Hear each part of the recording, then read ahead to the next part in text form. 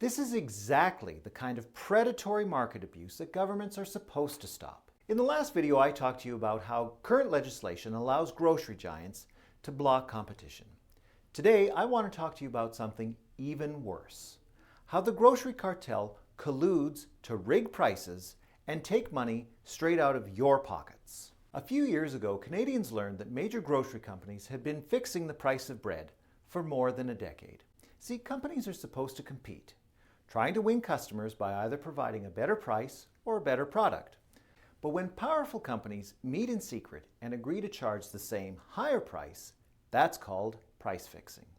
That's no longer a free market. That's collusion.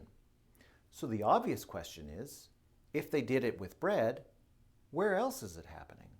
Let's start with frozen potatoes, French fries, hash browns, tater tots.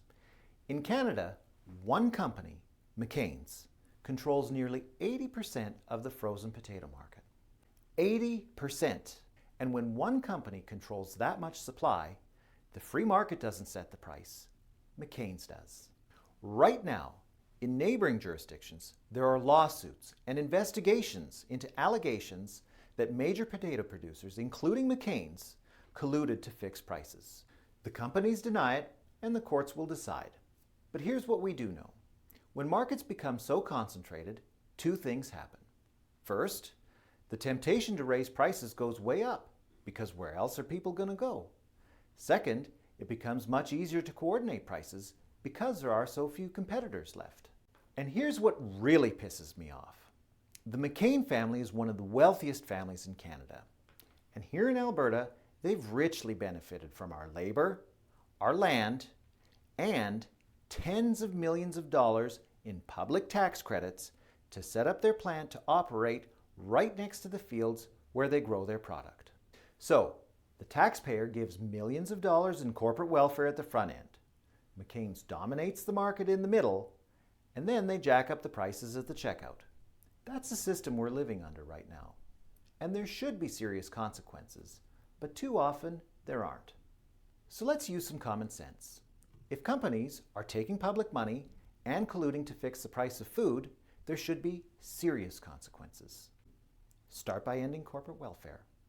Then impose serious financial penalties. Hold executives personally accountable. And if the evidence shows that they are price fixing, criminal charges should absolutely be on the table. This is exactly the kind of predatory market abuse that governments are supposed to stop. Because make no mistake, fixing grocery prices is not a victimless crime. When companies collude to fix prices, families pay more at the checkout. If Daniel Smith and the UCP were serious about affordability, they wouldn't just wag their finger at Ottawa and complain about higher grocery prices. They'd investigate the industries fixing them and make damn sure that it doesn't happen again.